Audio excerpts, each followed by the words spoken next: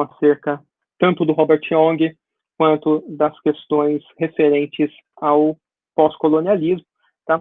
E a minha sugestão, existe algum modelo a ser seguido no trabalho final? Então, César, eu tinha colocado em algum dos e-mails para vocês se basearem em um modelo de alguma revista que vocês possam mandar para mandar o texto, tá?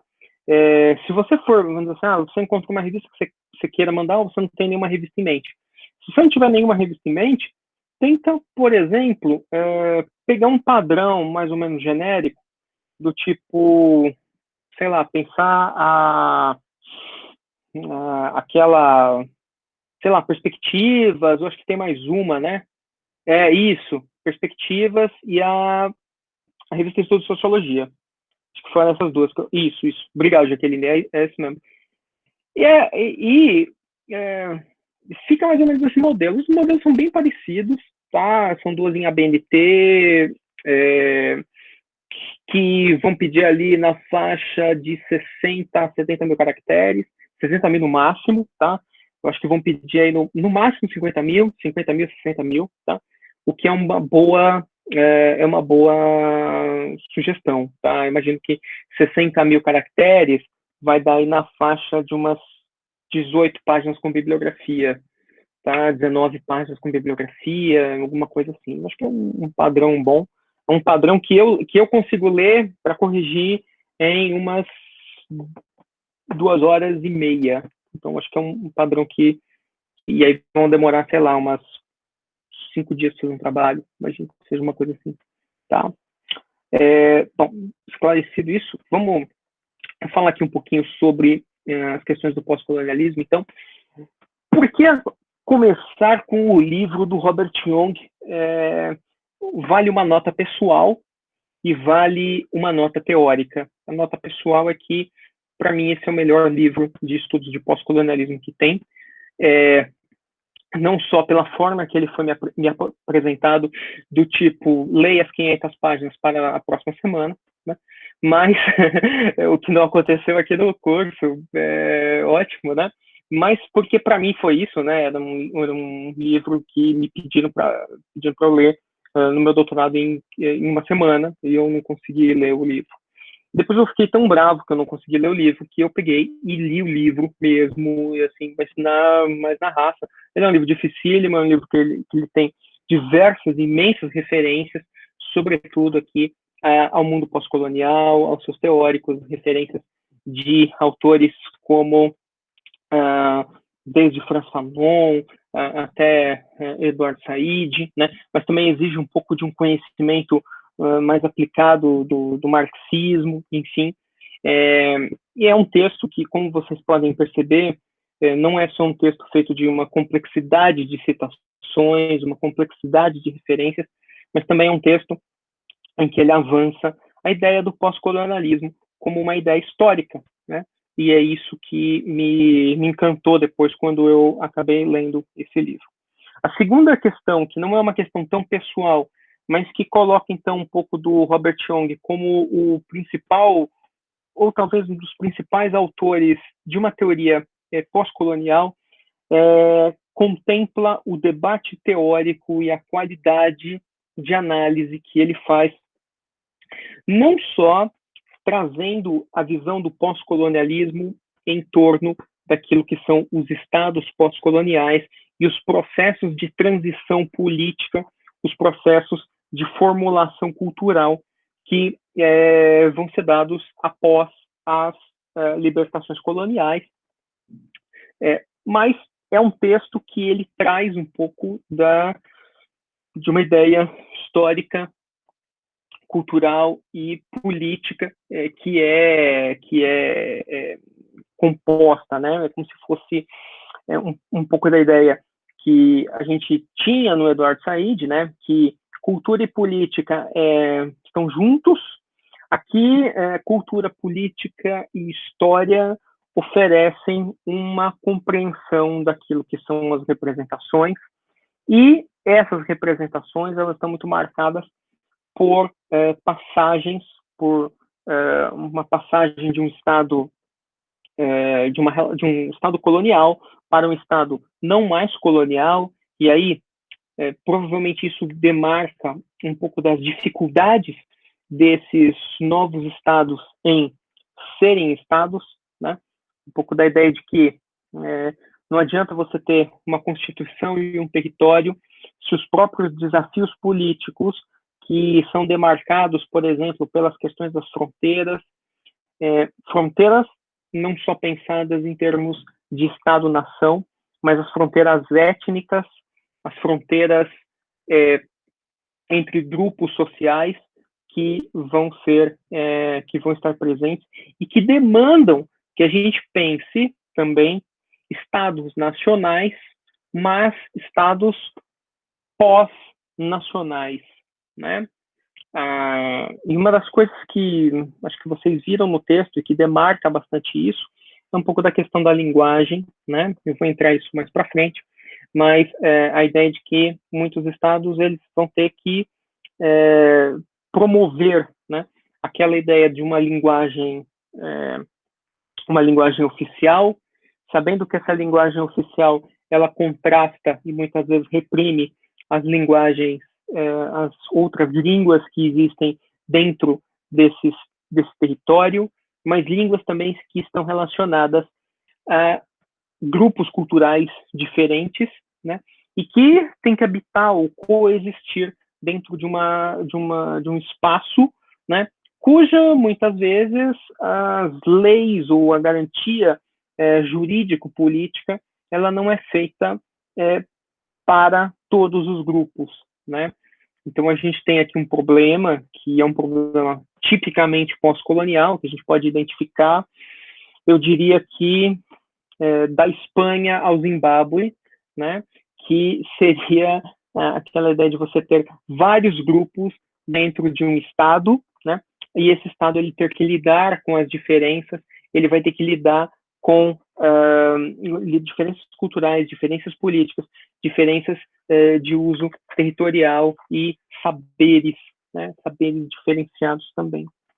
Bom, para que a gente consiga então entender o texto do Robert Young, com certeza é importante tomar aquilo que é o ponto de partida desses estudos pós-coloniais e é um ponto de partida que ele não está dado imediatamente na academia.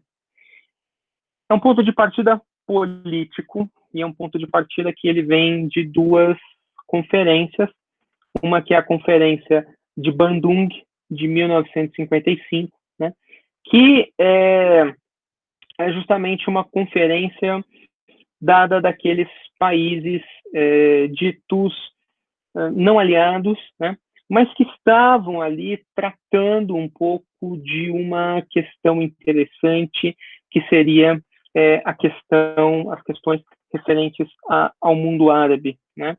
E é interessante pensar porque Bandung, uma das grandes questões, né, que estavam relacionadas nessa conferência, estão relacionadas um pouco à percepção também de como que Estados Unidos, União Soviética e entre eles, né, também os países do tipo dos não alinhados, né, como que eles vão lidar, né, com questões clássicas, né, questões fundamentais tanto da ordem internacional, né, do ponto de vista ali da ideia da autodeterminação dos povos, mas como que eles vão lidar também com um crescente conflito da Guerra Fria, né? E é um conflito que ele é crescente num período muito positivo para os Estados Unidos, eu estou falando isso em 1955, e começa a ser um período muito negativo para a União Soviética. É claro que em pouco tempo isso vai se inverter, né?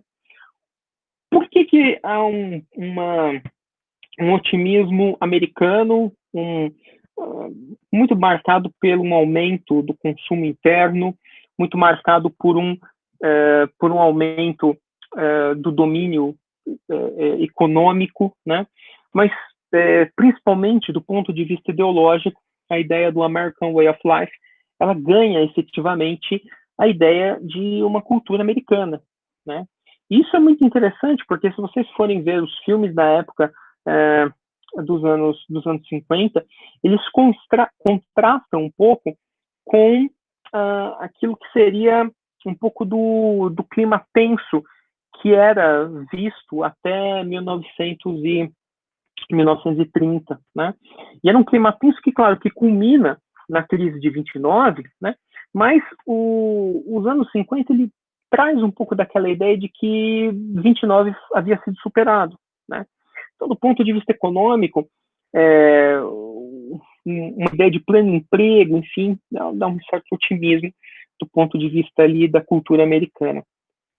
Por outro lado, na cultura soviética, no socialismo soviético, a gente vai ter uma outra situação, que é a situação de um período pós-stalinista, que é o período em que o Khrushchev ele toma o poder.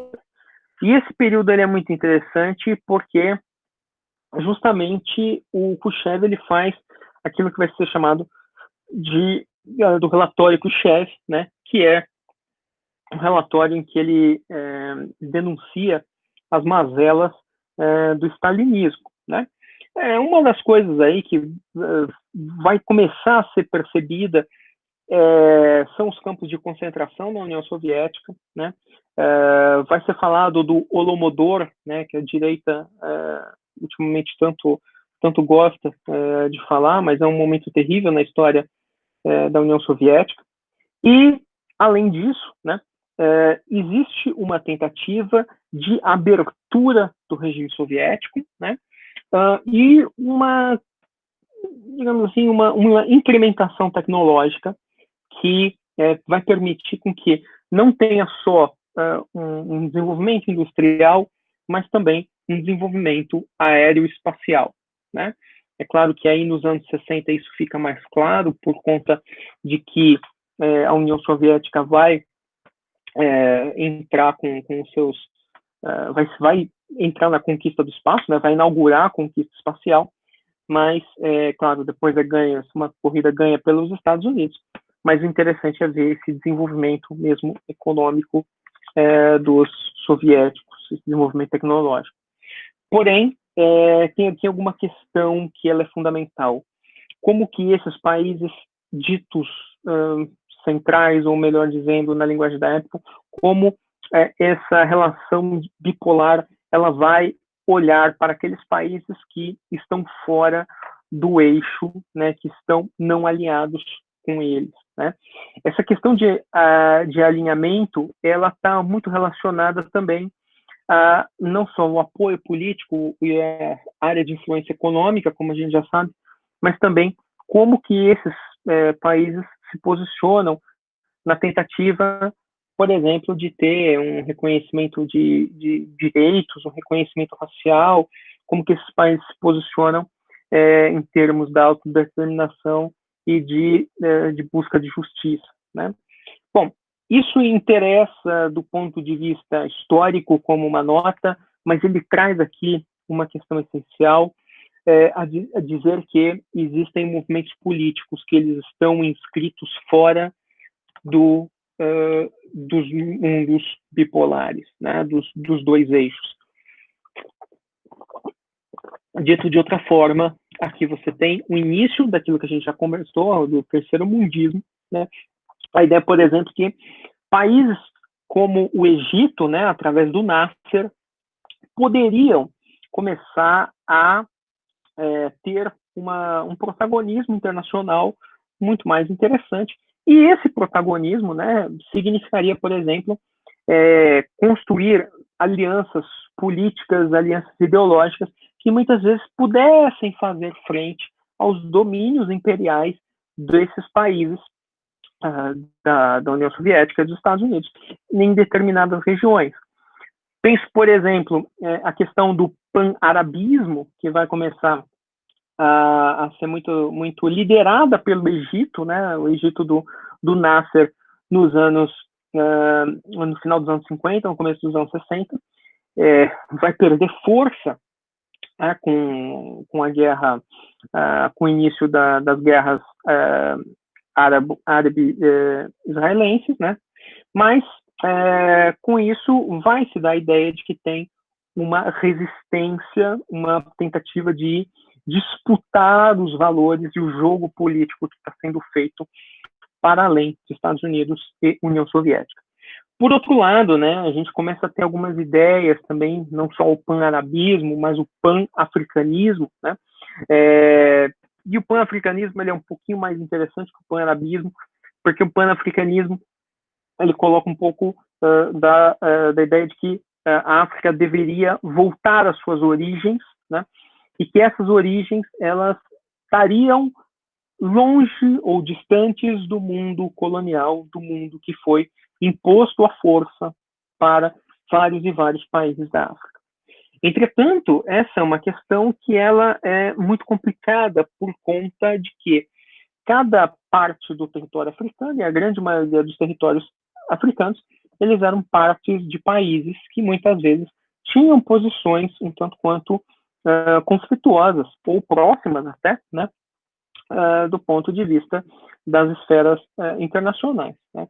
E aí é interessante porque dá para a gente pensar aqui que enquanto se cria, né, zonas de tensão no mundo ocidental, também se criam zonas de tensão, elas começam a ficar muito mais tensas, né, no mundo não ocidental, né, e demarcando também um pouco da perda de território da organização de movimentos anticoloniais e como que esses movimentos anticoloniais eles iriam, né, ou por libertação nacional, como que eles iriam buscar algumas tentativas, né, não só de romper com esse poder metropolitano, mas também se criar enquanto um povo, enquanto uma nação, né, que aí sempre tendo um grande dilema, que é o dilema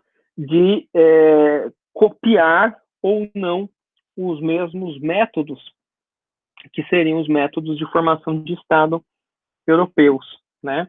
Então, é como se a gente pensasse que todo país ele precisa ter um território, um sistema jurídico, um sistema político bem definido, né? Para que ele vire um país, né?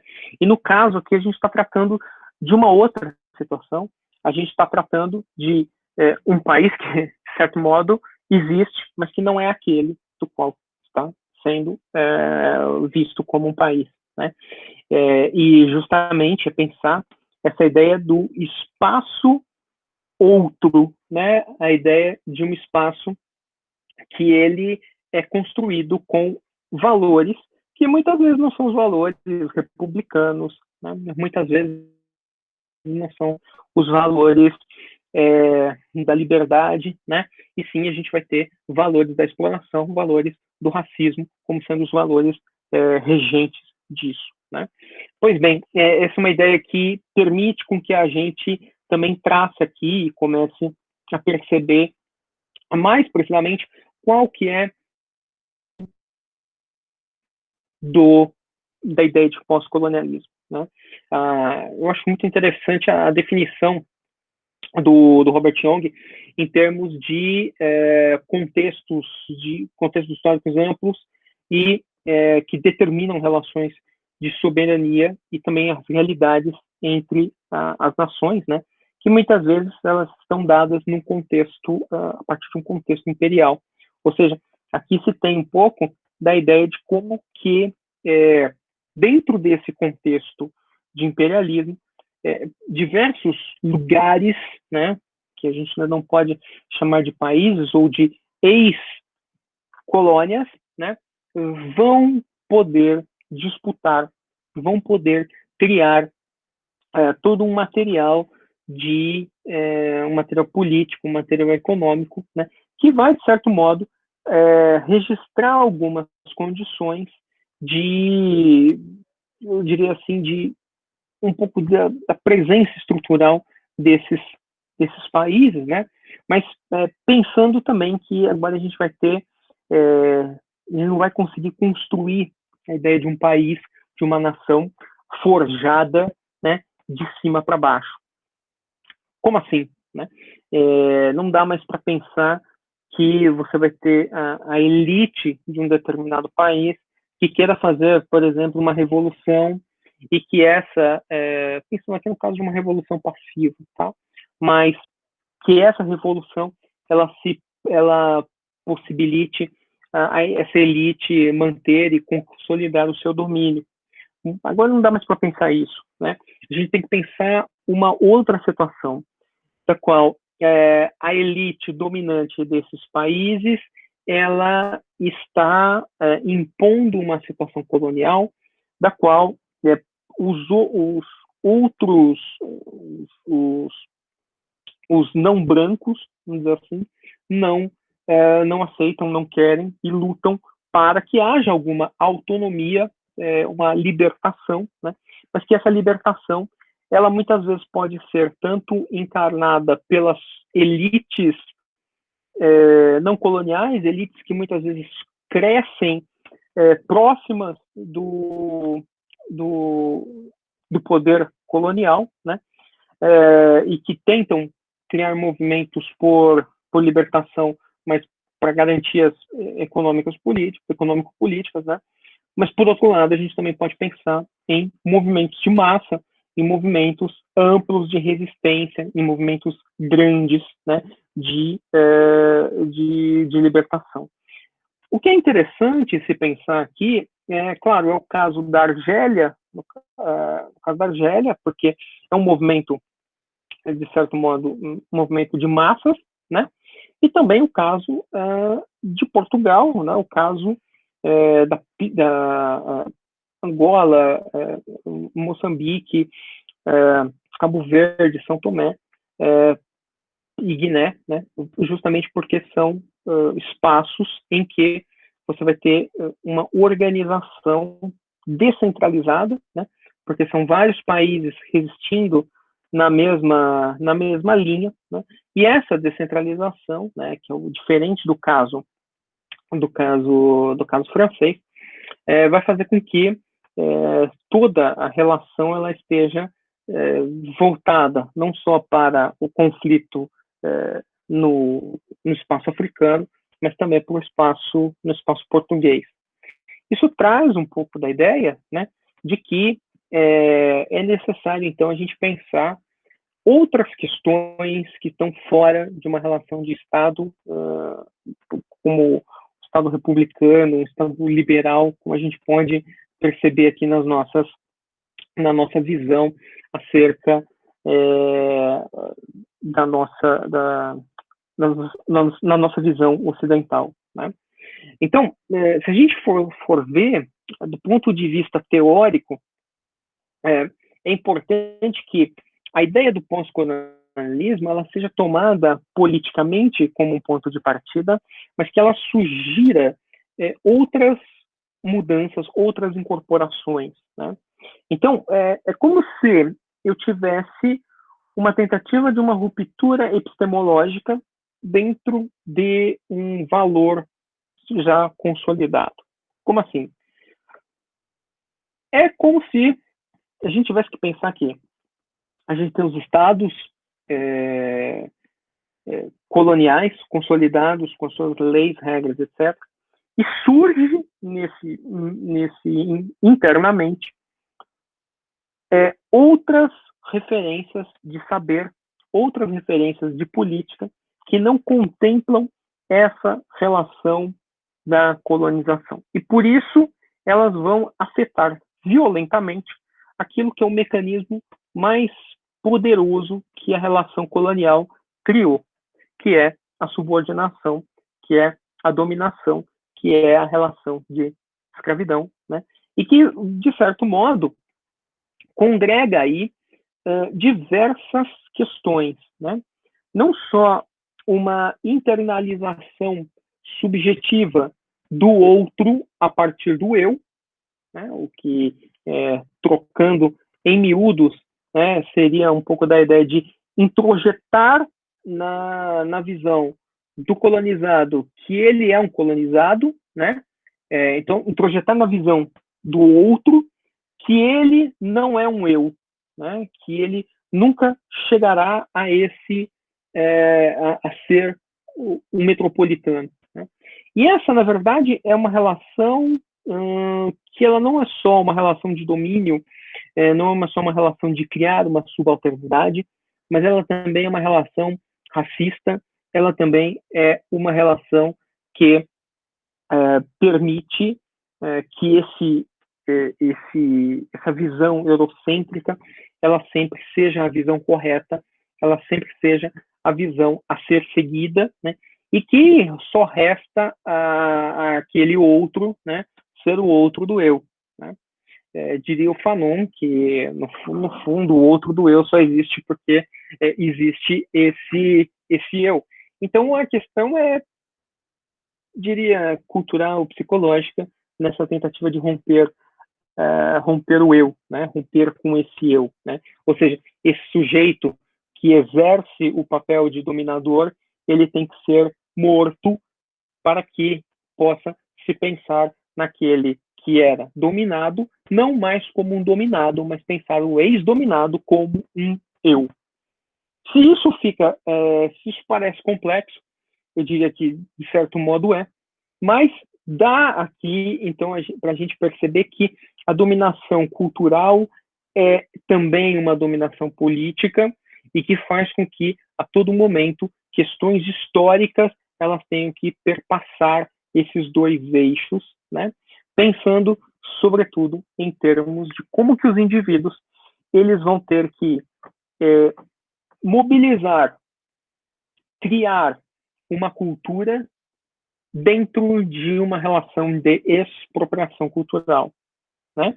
Porque foram anos e anos de uma relação de colonialidade, da qual se introjetam saberes, se expropria a cultura local, né? Impõe uma cultura via uma cultura que não é aquela, uma cultura diferente, uma cultura imposta via arquitetura, via símbolos políticos, via uma memória que não é a memória de determinados povos, que é uma memória que passa muito longe daquilo que é o conhecimento prático, empírico das pessoas nesses lugares. Então, isso vai fazer com que tenha que se depurar um pouco da cultura, tem que se depurar a história, e que essas permanências da história, elas quase sempre elas têm que ser percebidas e repercebidas, né, no dia a dia das pessoas, na vida política, né, na vida social, nas suas crenças, nas suas religiões, né, no seu saber e na sua língua, né?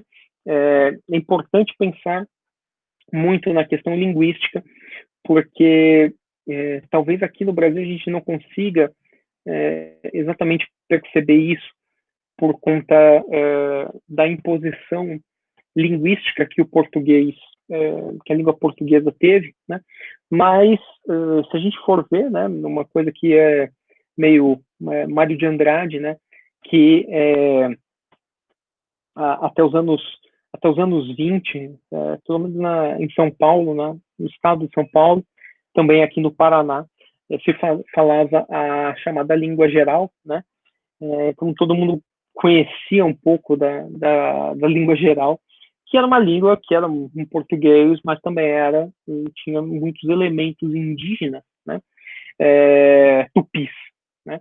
Isso foi fazendo com que ao longo dos anos 30, né, se criminalizasse o uso da língua geral, né? E que essa criminalização do uso da língua geral permitisse, sim, uma imposição linguística normativa em relação do português, né, no aprendizado nas escolas, no cotidiano, etc. Isso, claro, marginalizou as línguas indígenas, né? E aí a gente, no nosso processo linguístico, a gente nem consegue pensar, por exemplo, as línguas africanas, né, nesse processo, porque praticamente aquilo que aquilo que vem como línguas, como expressões ou palavras das línguas africanas, isso é praticamente destruído, né, ao longo do processo de colonização no Brasil, né? Então, é claro, sobra algumas referências, né? Algumas nuances. E, por outro lado, né, se você não tem uma permanência linguística, você vai ter uma imbricação cultural muito interessante, né? Dá um pouco de ideia da gente pensar aqui disso, né, em termos do conceito de hibridade, de hibridez, né, que muitos autores pós-coloniais colocam, né? A ideia de que você vai ter não só uma língua que ela não é nada pura, né? É uma língua construída de outras, com a participação de outras matrizes, né? Mas, e não só matrizes europeias, né? Mas isso também permite pensar que diversos valores das culturas subalternizadas, eles vão se imiscuir aqui na nossa sociedade, né? Mesmo que a gente consiga perceber isso claramente ou não, tá? Bom, isso permite com que a gente relacione aqui não só as visões de Estado, né, mas também daquilo que são os lugares e saberes e as línguas, né? Para a gente pensar um pouco nisso, então, nessas quatro matrizes, que são fundamentais aqui para a gente conhecer o pensamento pós-colonial, é importante que a gente entenda de onde que vem a ruptura epistemológica e como que essa parte da teoria do conhecimento ela é formulada.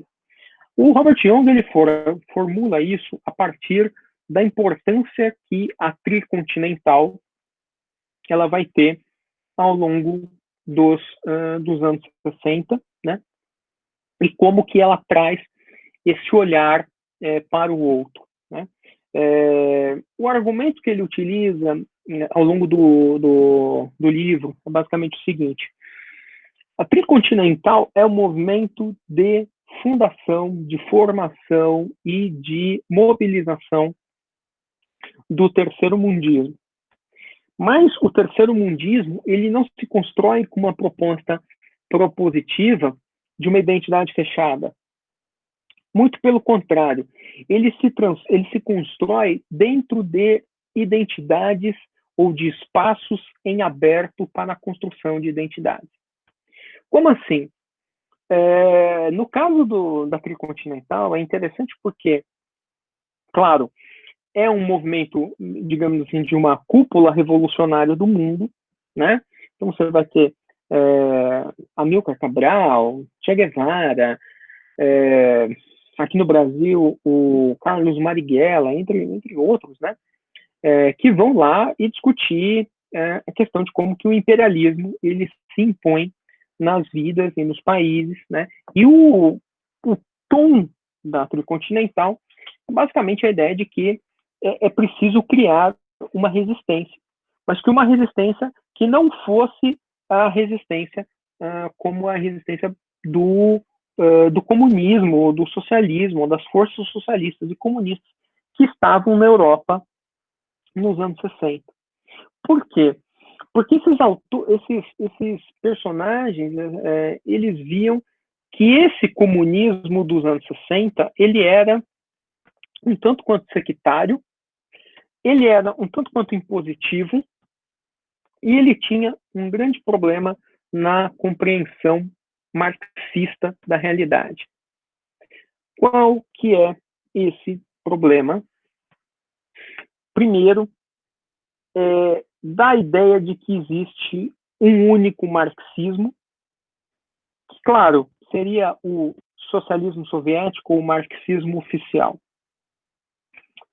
Por outro lado, os partidos comunistas da França, da Itália, né, eles argumentam que eles são um pouco menos autoritários do que o socialismo soviético, e que eles propõem, voltando ali para a ideia da quarta internacional, né, eles propõem um movimento internacionalista, né, um movimento internacionalista em que o proletário de todo mundo vai se unir, né, mas que você tem a articulação das organizações dos trabalhadores, a articulação das organizações políticas dos partidos comunistas, dos sindicatos, etc. Ok, em teoria isso é válido, mas tem um problema aqui. E o problema é o seguinte: o crescimento econômico e de consumo na Europa, né, ele é grande. Então ele não vai desacoplar, ele vai integrar, né? E essa é a tese que a gente vê um pouco na sociologia, na sociologia do trabalho, na sociologia dos movimentos sociais, né? A ideia de que o movimento operário, né, ele vai perdendo força ao longo dos anos. Perdendo força não só na sua organização, mas também porque ele passa a ser contrastado e confrontado, muitas vezes, com aquilo que era outros movimentos sociais, né? Mas a gente olha isso, são duas caixinhas, né? Velhos movimentos sociais, novos movimentos sociais, e elas parecem ser meio conflituosas. A questão para quem está vendo isso de fora é o seguinte: eu não me encaixo nem na caixinha A, nem na caixinha B. Eu não sou nem velho movimento social, nem novo movimento social, né? Eu sou um agricultor, mas eu sou um agricultor que penso que aquilo que é a minha produção, ela pode ser compartilhada para todas as pessoas, para que eu não veja o meu vizinho morrer de fome porque teve uma seca, né? Então isso me dá a ideia de que, assim, claro, eu posso lutar pelos meus interesses, eu posso ter uma representação política, né? Mas que não é a representação política urbana, não é a representação política, muitas vezes, racista, né? Que esses países, que esses grupos políticos vão propor. Por que racista eu falo aqui? No sentido de que, no fundo, você tem aí a ideia de que aqueles países como tanto os territórios de Ásia e África, principalmente, eles um dia chegariam a ser territórios como os territórios europeus, né? Ou seja, eles estariam num estágio abaixo daquilo que seria o estágio de um desenvolvimento maior. Eles chegariam, então, um dia a esse desenvolvimento capitalista maior, né? E claro que com um desenvolvimento capitalista maior, você tem maior consciência do processo produtivo, logo uma tomada de poder e uma revolução, ela pode ser feita. Isso é um pensamento muito presente nas vertentes stalinistas, mas que no fundo ele é um pensamento completamente racista, porque ele desconsidera aquilo que é o outro e como que o outro pode chegar ao seu bem-estar, independentemente de você ter um modelo de bem-estar a ser seguido. Se por um lado isso é dado no capitalismo, por outro lado, tanto o socialismo soviético quanto o socialismo da Europa, de certo modo, vai propor essa mesma questão. Então isso, claro, vai ser mudado, vai ser alterado, vai ser repensado nos anos 80, né, nos anos 70, nos anos 80, mas por contingências políticas, né, contingências de ganhos eleitorais, de contingências de aprofundamento da democracia, de perda de importância dos partidos socialistas, de perda de importância dos partidos comunistas, mas também, né, de uma ideia de coalizão centro, de uma coalizão social-democrata que começa a ser estabelecida já nos anos 70. Né? Mas não é nada disso que toca, por exemplo, a África do Sul. Não é nada disso que toca a China, né? Não é nada disso que toca Angola, né? Enfim, a gente vai ter outras, Congo, né? A gente vai ter outras questões. Quais são essas outras questões, principalmente? Primeiro, pensar, né, como aqui o Robert Young ele trata um pouco da ideia de que a tricontinental é um ativismo político, né, que vai buscar uma transformação social, mas que com uma teoria que ela possa ser presente dadas as especificidades do locais, né? Então é como se isso o Amílcar Cabral ele percebe muito bem. né? É muito interessante isso, porque o Amilcar Cabral, ele nos escritos dele, até acho que um tempo atrás eu tinha escrito alguma coisa sobre isso. O Amilcar Cabral, ele percebe que assim, o capitalismo de Portugal não é o mesmo capitalismo da Inglaterra, não é o mesmo capitalismo dos Estados Unidos, né? Então, é claro, vão ser necessárias adaptações, vão ser necessárias pensar esse mundo colonial ou a resistência ao mundo imperial de uma forma muito mais local, com elementos que sejam elementos também políticos, no caso, como o Amilcar Cabral coloca, mas também que venham a ser elementos culturais, né, que pensasse, que tensionasse essa representação colonizador, colonizado, né, fazendo com que ela não seja só uma imposição uma imposição prática, uma imposição discursiva, né, mas que ela seja rompida dentro de uma lógica que deva ser pensada em torno, né, da emancipação. Emancipação não só de um ponto de vista formal, né, nem só de um ponto de vista político, mas sim de um ponto de vista social. É interessante pensar porque essa questão da emancipação, né, do ponto de vista político, ou a emancipação do ser, né, como o Marx mesmo trabalha lá na questão judaica, né, isso é uma questão fundamental, né, para a gente pensar quais os caminhos que podem levar os indivíduos ao reconhecimento, né? Caminhos que muitas vezes podem parecer utópicos, mas que colocam um pouco das dimensões e as dificuldades do dia a dia, né? Pensar, então, a tricontinental é pensar que política, identidade e conhecimento e saber tem que andar junto, né? Ou seja, para que eu consiga construir um movimento, anticolonial, ele tem que pensar aquilo que não é o colonial, né? Então ele tem que pensar fora da caixa imposta, né? Das ferramentas coloniais, né? E isso vai fazer com que você tenha que fazer, ao longo dos anos, um processo genealógico imenso, né, para detectar aquilo que é colonial e aquilo que não é colonial. Mas esse talvez seja jogar tempo fora, né? Porque talvez o que vai ser interessante é conseguir construir quase que do zero, né, a imaginação de um espaço, a imaginação de um local, de uma cultura e que valorize esses saberes, né? Então isso seria uma introdução aqui, uma ideia bem inicial.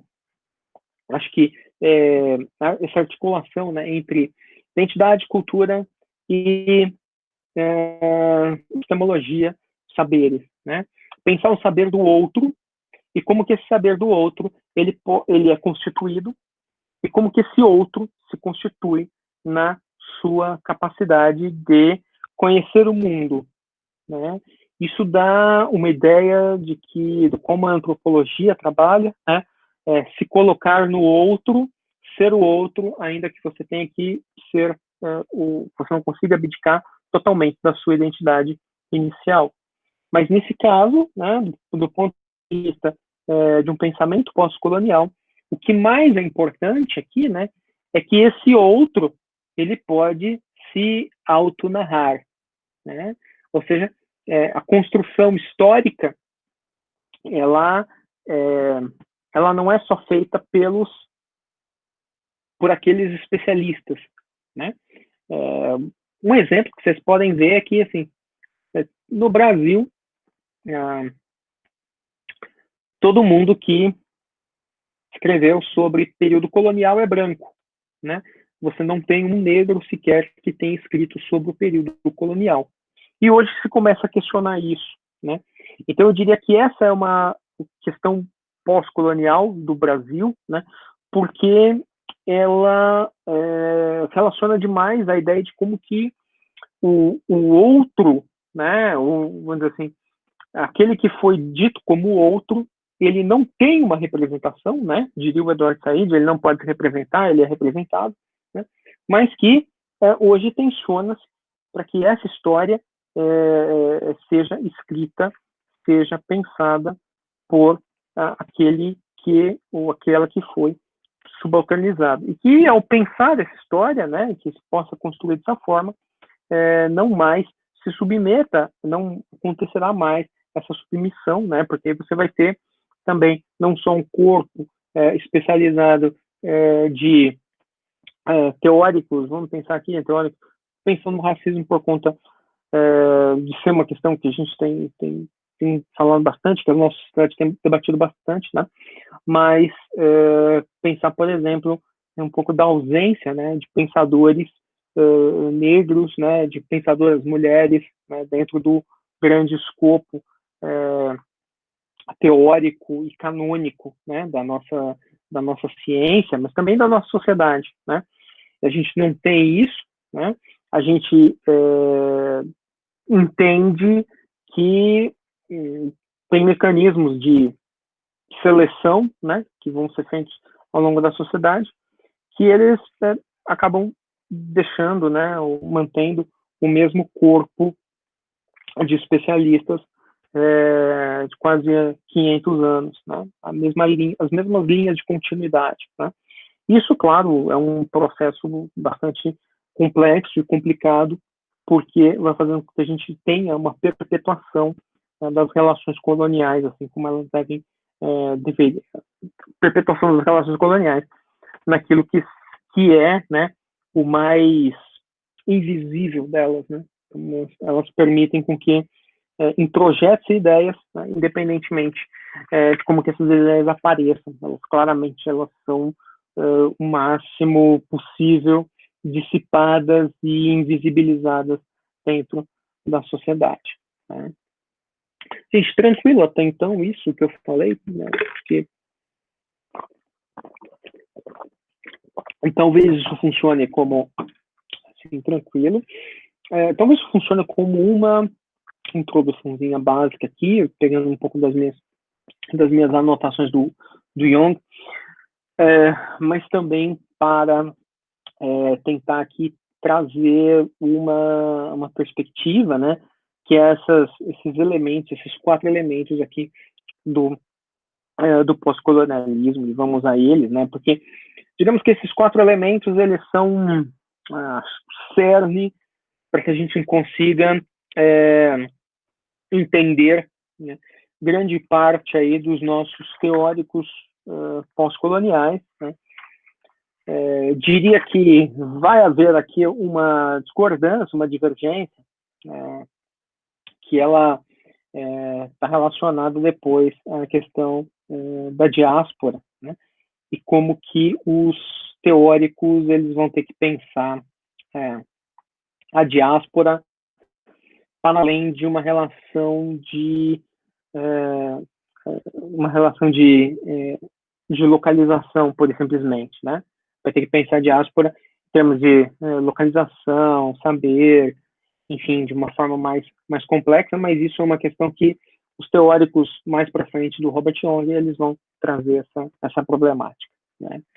Bom, pois bem, se a gente for aqui partir, então, para a ideia de Estado, a ideia política primeiro, né? Sim, são estados, né, que colocam estados pós-coloniais, a ideia de perspectiva pós-colonial do ponto de vista dos estados, né? É claro que isso pode demarcar o fim de um estado colonial e o começo de um novo estado, né? Mas isso não demarca só uma transição, né? Pode demarcar também uma perspectiva de que aquele outro estado ele não nasce do zero.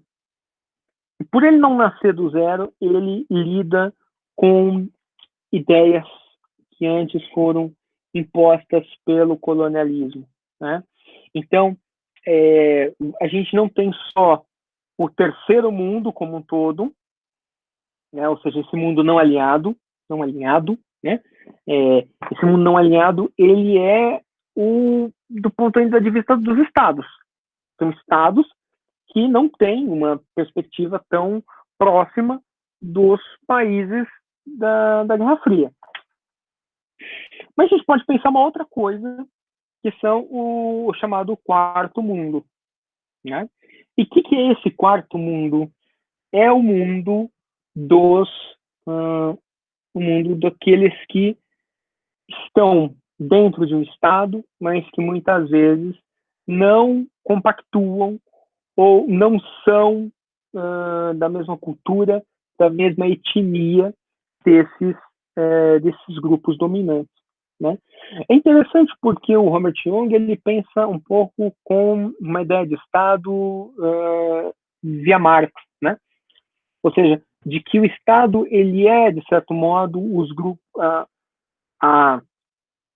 ele é uma representação das frações das classes dominantes da sociedade, né, cristalizadas em leis, regras e normas, que essas leis, regras e normas são vistas, então, como provenientes não de uma relação de classe, mas como uma relação abstrata, né, criada por um consenso, por um contrato social, né, e que isso depois se impõe sobre a sociedade, né, não tendo um agente de origem desse contrato social, né, mas sim tendo, então, aqueles indivíduos das classes, das elites dominantes, né.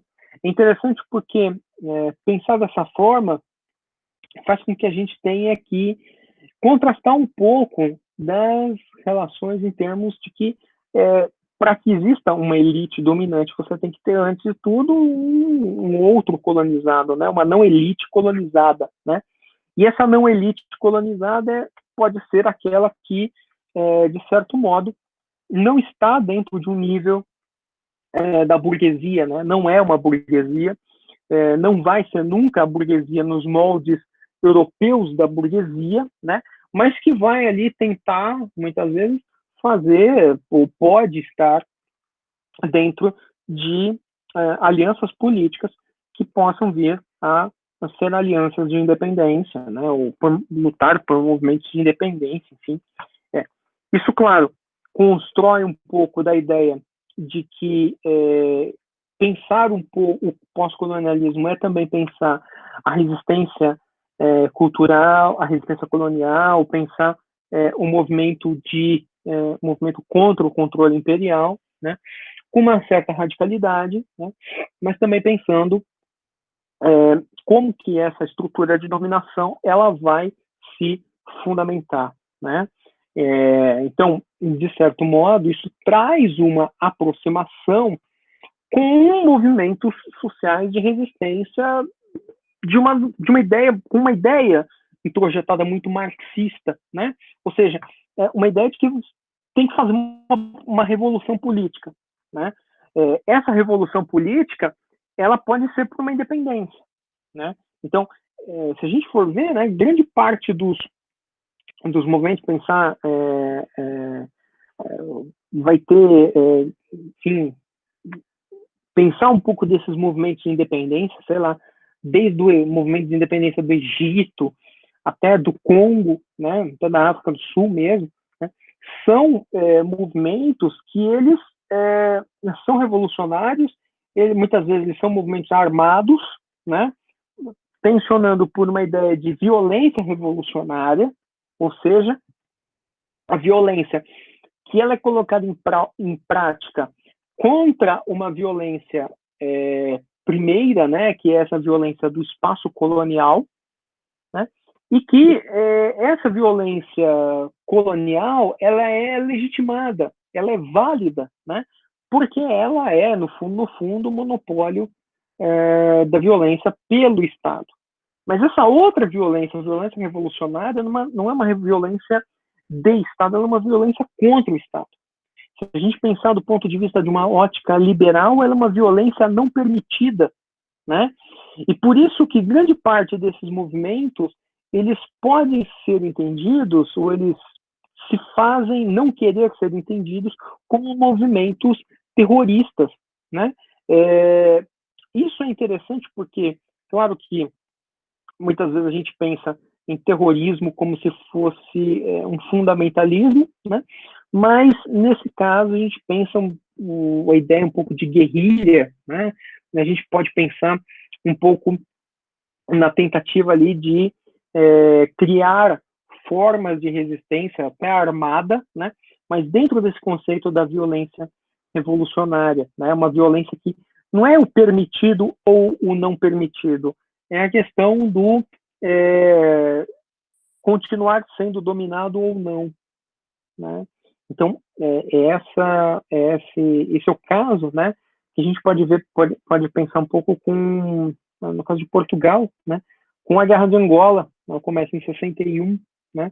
E é uma guerra em que, de certo modo, em 69, ela continua vigente, mas ninguém mais quer lutar, né? Por quê? Porque ela perde o sentido tanto político, né? Quanto ela se torna extremamente mais sangrenta, com apoio de forças internacionais, o que não aconteceu, né? Mas tinha-se um medo que isso fosse acontecer, se tornar uma guerra das mais sangrentas já existentes, não se torna. Mas, por outro lado, a gente tem, no caso de Angola, principalmente, né?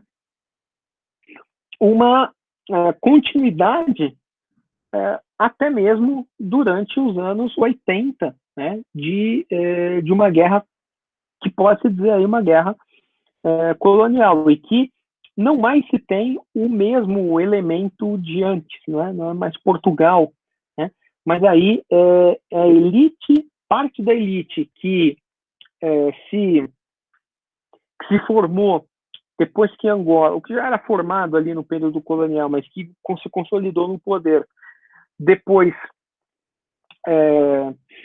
dos movimentos, com os movimentos aliás, não elite, né? Parte dos movimentos de libertação que alçar o poder depois de 74, né? Eles vão ter que não ser a elite política, né? Vão ter que ter ou eles não vão ser mais elite política, sendo que eles são, ou eles vão exercer essa forma de ser elite política, né? E isso permite com que eles tenham que ter alianças com outras elites políticas, né? E aí pensar, por exemplo, a relação, né, que vai ser do MPLA, no caso de Angola, com com a Rússia, né, com a União Soviética, né? Uma influência cultural interessantíssima, né? Porque grande parte da tentativa de reconstruir a cultura angolana era também, ainda que aceitasse o português como língua oficial, mas também de construir uma visão não portuguesa, não lusitana da história, né? Então, aí uma aproximação muito grande com aqueles que eram amigos solidários, que é a União Soviética, né? Então, você vai ter, ao longo dos anos 70, diversos professores, médicos soviéticos indo para Angola, e isso é uma situação, né? E a outra, a situação de diversos angolanos não querendo aceitar o governo do MPLA e aí indo para Portugal, né? Então tem um pouco dessa perda, né, do espaço político territorial, né?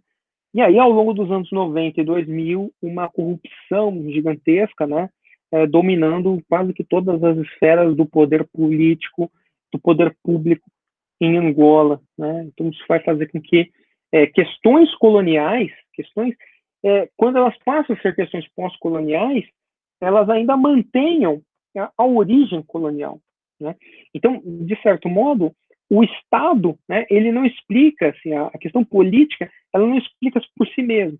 Ela vai precisar incorporar e entender aquilo que são questões culturais, questões relacionadas ao espaço das identidades, né? Bom, isso, claro, traz, então, uma outra questão, né?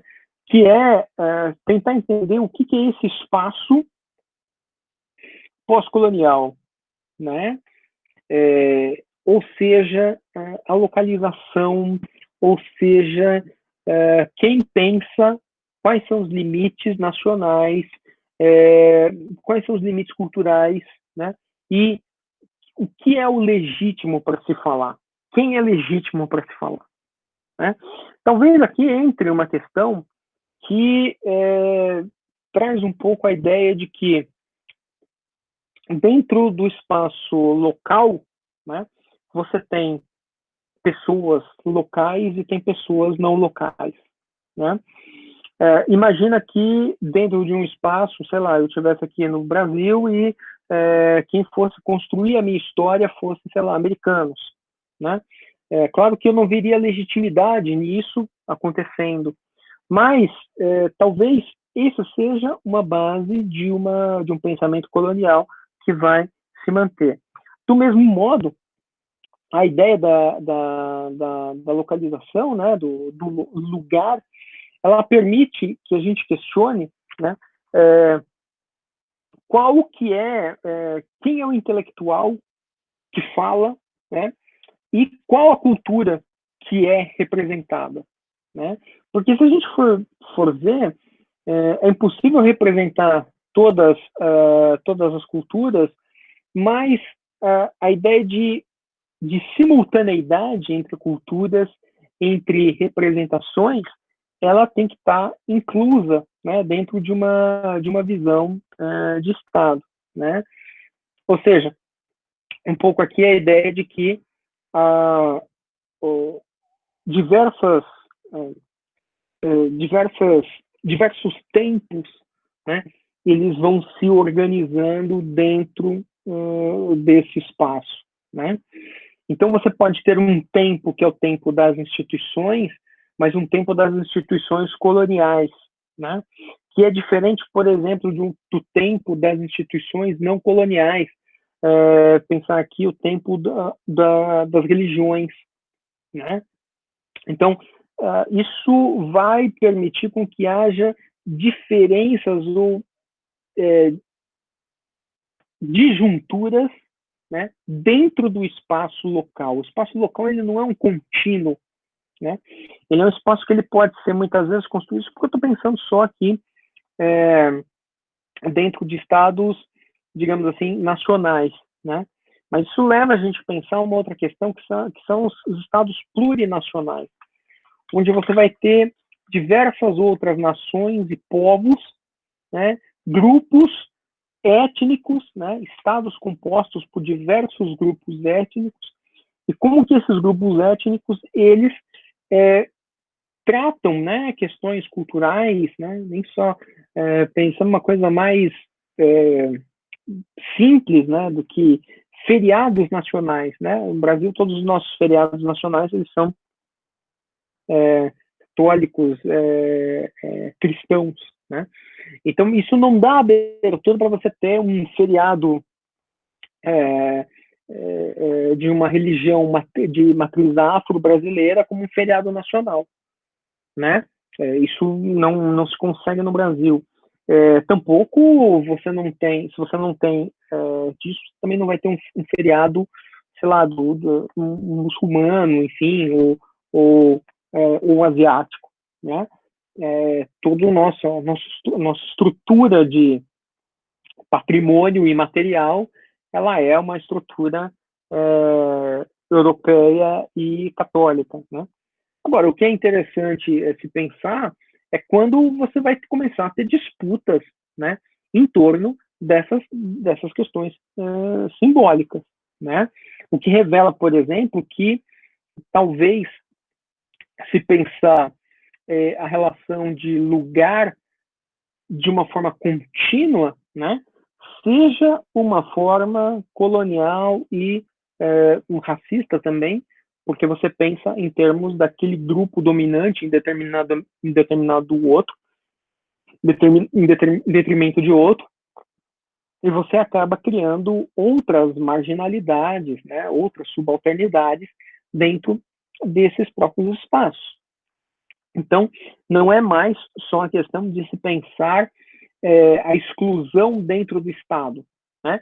Mas é pensar a exclusão e as suas várias e várias e várias e várias e várias dimensões, as suas várias formas, como que a exclusão ela vai afetar diversos grupos sociais, né? Isso, claro, faz com que a gente tenha que perceber que tanto grupos de ativistas como grupos pela descolonização, né, contra o imperialismo, etc., eles vão ter que ter tudo isso em mente, né, eles vão ter que ter tudo isso em mente para propor qualquer tipo de política ou qualquer tipo de saída política para uma formação pós-colonial de estados, né? E isso leva aqui a questões muito mais complexas, e uma delas a gente pode chamar como a ideia da hibridação ou da hibridez, né? Dos regimes identitários. Porque se o Estado, né, o Estado é proposto, é pensado para se ter uma cultura, o Estado é pensado para se ter uma religião, uma língua, etc., né? A partir do momento em que você tem uma relação de hibridez, você não tem mais uma cultura única e pura, né? Você vai ter culturas que são que digamos assim, fazem com que esse conceito de pureza, de cultura, etc., seja completamente impossível, né, e inimaginável, né? Por quê? Porque a própria formação social, ela foi uma formação ela foi um tecido colorido, né, de relações culturais. Então, nesse contexto, né, é claro que tem uma coisa aí que ressalta, que é a diferença racial, né?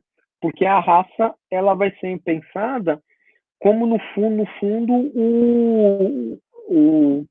o elemento que dá sustentação e suporte para essa ideia de hibridez, né? Por quê? Porque, na verdade, ou você foi estereotipado pela raça, né? Ou então, se não há isso, né, não precisa ter uma diferenciação racial, porque todos são iguais, né? Então, é interessante isso, porque no Brasil, né, a gente consegue pensar isso claramente do ponto de vista de como que a gente tem uma hibridez, né, do ponto de vista da nossa cultura, uma composição de diversas matrizes, e que, de certo modo, ela ainda só mantém uma barreira, né, de contato, de fluxo, né, porque existe pensamentos racistas e uma forma muito racistalizante de ver a sociedade brasileira, né? Mas uma coisa que é interessante é porque, de um ponto de vista das culturas que são, digamos, híbridas, né, pensar a raça significa pensar uma imposição cultural colonial da qual nada diz sobre os indivíduos próprios, né, daqueles espaços. Então, isso tensiona um pouco, né, a ideia de que a gente tenha que pensar para além, né, dessa representação única. Pensar o espaço híbrido, né, pensar a ideia da hibridez, ela está muito relacionada aqui com sujeitos pós-coloniais, né, com origens culturais muito diferentes, que têm ideias, práticas e formações intelectuais também muito diferentes, né? Isso vai sendo construído historicamente, e isso, além de ser construído historicamente, permite com que se tenha toda uma mobilização de relações de saber, né? Quais são essas relações de saber? Primeiro, eu ressaltaria aqui duas coisas, que é uma incorporação de divisões marxistas, divisões feministas, numa ideia de pós-colonial, né? Então, eu não consigo construir assim como o Robert Young faz aqui, ele não constrói uma ideia de conhecimento, de cultura também, um pouco, fora de uma ideia de resistência. Tá? Então, digamos assim, que se eu for pegar uma noção muito cara ao Robert Young, mas que talvez ela se perca um pouco em alguns outros teóricos do pós-colonialismo, é a ideia de que todo conhecimento ele é resistência, né?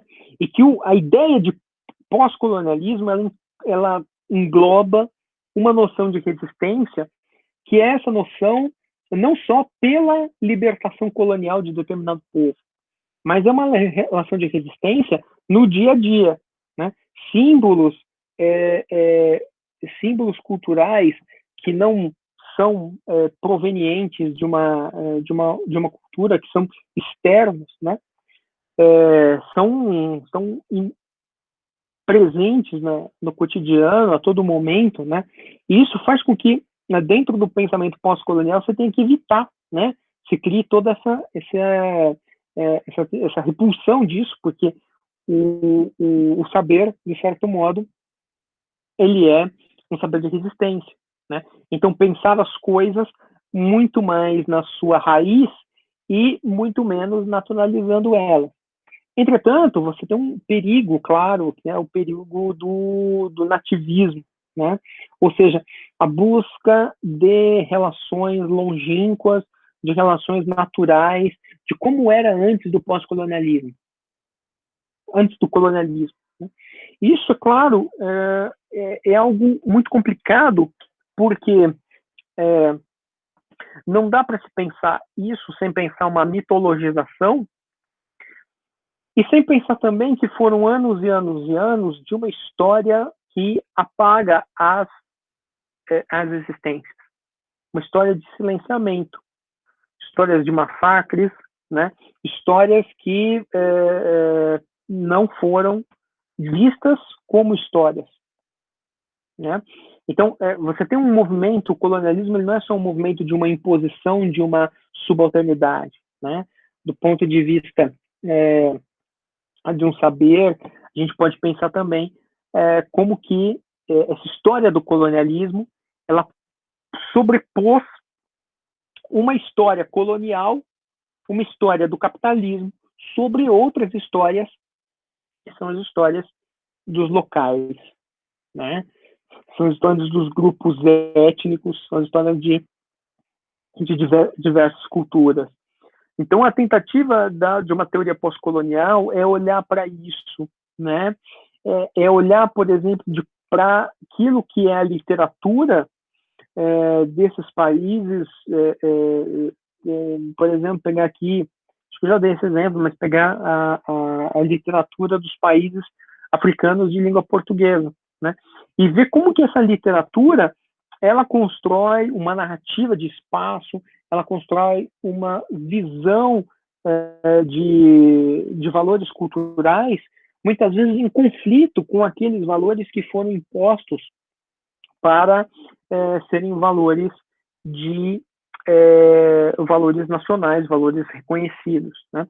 Há tempos atrás não, acho que vai sair agora no próximo número, escrevi um texto sobre tem um autor, acho que ele é angolano, que é o Pepe Tela, tem um livro muito interessante dele, deixa eu colocar aqui,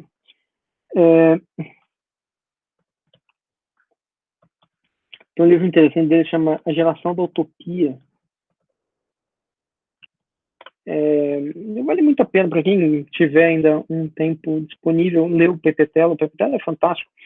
E esse texto, né, da Geração da Utopia, ele tem uma parte inicial que é uma parte maravilhosa, que ele vai praticamente descrever como que os jovens, né, que eram angolanos e que eles vão para Portugal nos anos 60, como que eles veem todo o movimento estudantil, toda a mobilização política que se tem contra o salazarismo, né, como algo que poderia ser deles, mas que não era deles também. Né? Eles estavam lá em Portugal, mas eles queriam Angola. Né? Então tem um pouco dessa questão de que se os... E aí eu trabalho isso no artigo, né, que enquanto que os revolucionários maoístas da França, eles estavam imaginando o espaço revolucionário não a França, mas a China, né? Os estudantes que estavam angolanos nesse espaço português, nesse espaço colonial, eles estavam imaginando o espaço revolucionário não a Europa, mas a própria casa Angola. Né? Isso vai fazer com que você tenha aqui o lugar desencontrado. Né? Ou seja, a gente aqui está achando que nos anos 60 o pessoal está fazendo a revolução na Europa. Mas na Europa se pensa na China. E quem está na Europa pensa na África. Né? Então, assim, você tem um completo desencontro e uma disjuntura territorial que ela é muito interessante, porque faz com que o espaço ele seja desencontrado. Mas esse espaço desencontrado, na verdade, é o encontro do terceiro mundo, né? E desencontrar do ponto de vista daquilo que é a ideia mais clássica, né? A ideia proveniente da Revolução Francesa, Paris, a cidade revolucionária por natureza, a França como todo esse arcabouço cultural revolucionário, enfim, né? Isso é um pouco do que um pouco da imaginação também que se tem, né? Não só pela importância dos movimentos operários, né? Quem viu ali o filme do Jovem Marx, lembra, né? Que está uma praça pública e vem Marx debater com Proudhon, né? Então, assim, isso é emocionante, é lindo, etc. Mas talvez tenha certos limites nisso, e um desses limites seja pensar o que esse encontro do outro permite nas ideias revolucionárias, né? Então agora é sair de Portugal, porque Portugal é uma merda e com todo respeito, né? Mas não é ali que está a revolução, né? Você vai sair da França porque ali é ruim, é uma merda, mas não é ali que está a revolução, né? Tá na ideia, a ideia revolucionária está na China, né? O espaço por excelência está em Angola, né? Então você cria essas disjunturas territoriais, e o que muitos desses autores até pós-coloniais fazem, né, pelo menos na língua portuguesa, é criar um espaço de imaginação dentro do espaço pós-colonial. Né?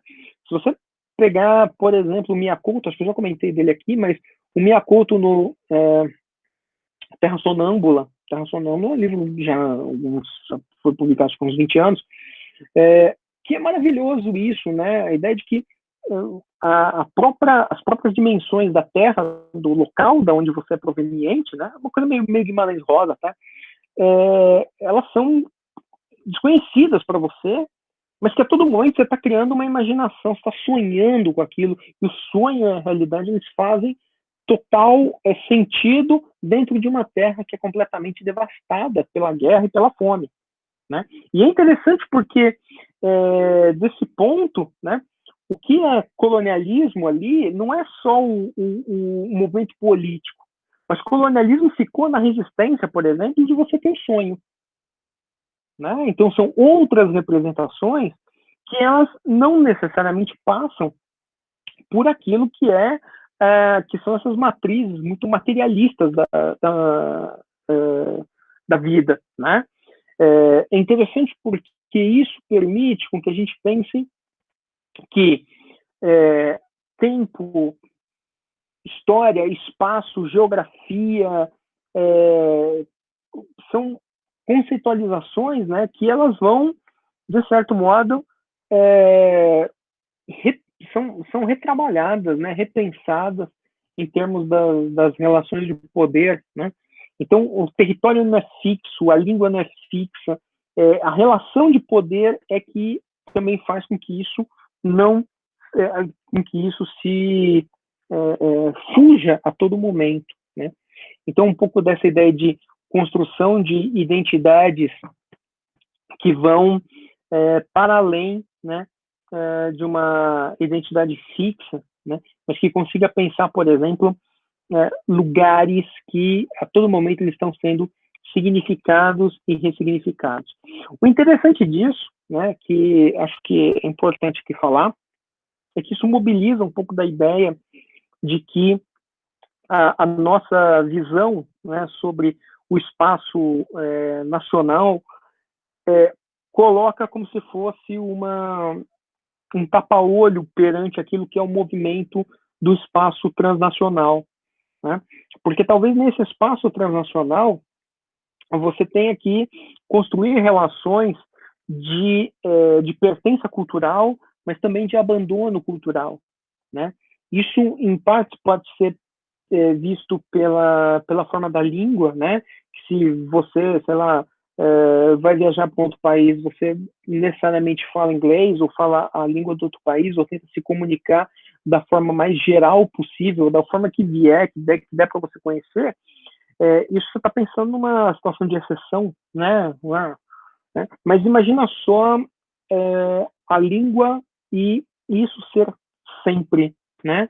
Então você tem que lidar com valores culturais, lidar com formas linguísticas, com representações, né, que não são aquelas de origem sua, né? Então,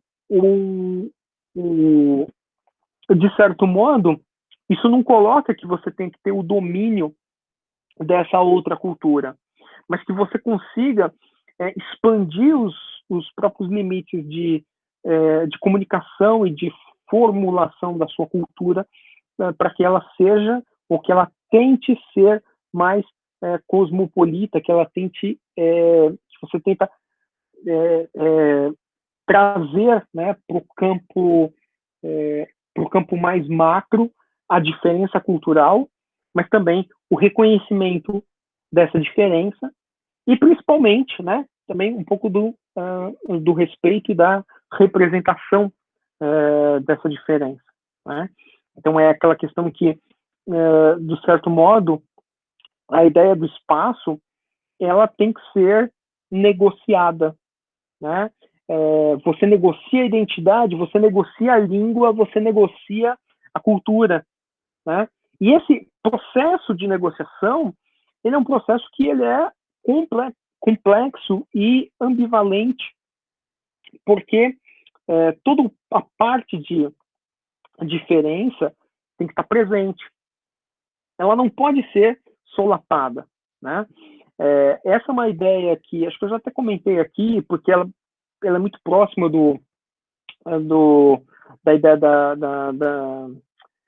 do humanismo secular do Eduardo Said, mas traz aqui um elemento mais concreto que o Eduardo Said traz, que é esse elemento de que a cultura ela não pode ser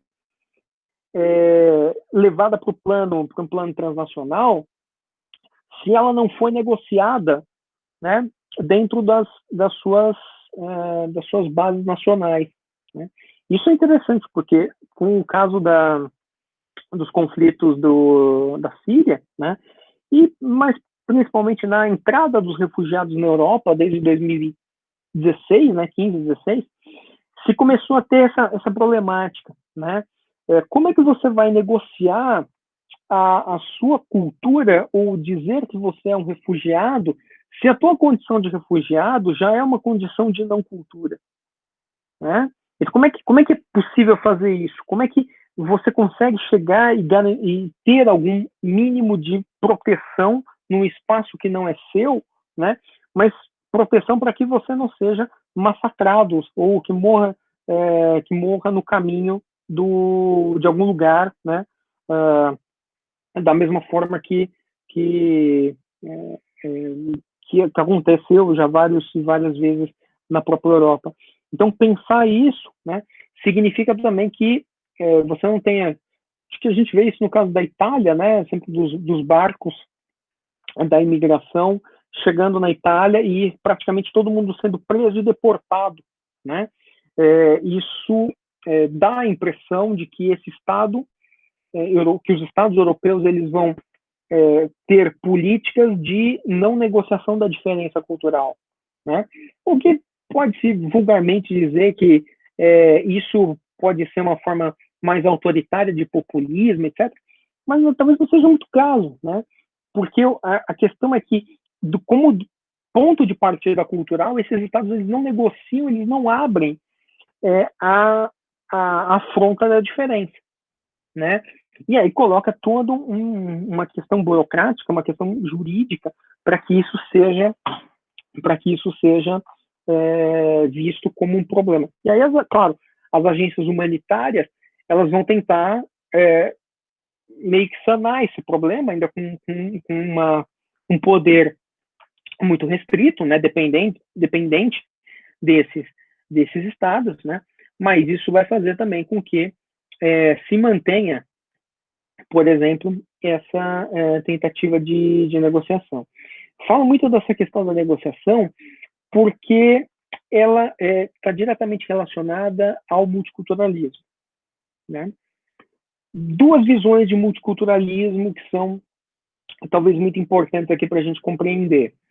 Uma visão que é a visão de multiculturalismo do Charles Taylor, né, do sociólogo canadense, uma visão liberal, que ela permite uma ideia de coexistência, mas sem pensar que há entraves, né, e que a coexistência, a cooperação das culturas e das identidades, ela não pode ser feita se você não tiver processos de inserção na sociedade.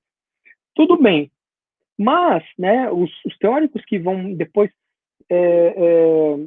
criar algumas problemáticas nisso, e aí você pega principalmente a visão da Spivak, né, mas aí pensando outros, tem um autor aqui interessante que é o Pata Chatterjee, mas, enfim, o Baba também, o Ibaba, traz um pouco da ideia de que essa forma que o Charles Taylor fala, ela é muito simplória, né? Porque não é só o Estado abrir para que ele tenha políticas de inserção. Na verdade, se o Estado abrir e tiver políticas de inserção, do outro, isso e nada dá na mesma, porque a identidade do outro não é negociada. Ela tem que ser adaptada àquele lugar da onde está acontecendo, da onde a pessoa está, né? E isso traz um problema que é um problema pós-colonial, ou seja, como que a identidade ela pode ser negociada dentro de espaços que não querem negociar ou dentro de visões liberais de multiculturalidade, né? Então, isso abre, por exemplo, para que você tenha estratégias de afirmação e estratégias de diferença cultural, né? Uma questão é a língua, né? Eu acho que a língua é muito interessante porque ela expressa não só a forma que as pessoas falam, mas a forma em que elas traduzem o outro, né? A ideia da tradução cultural, né?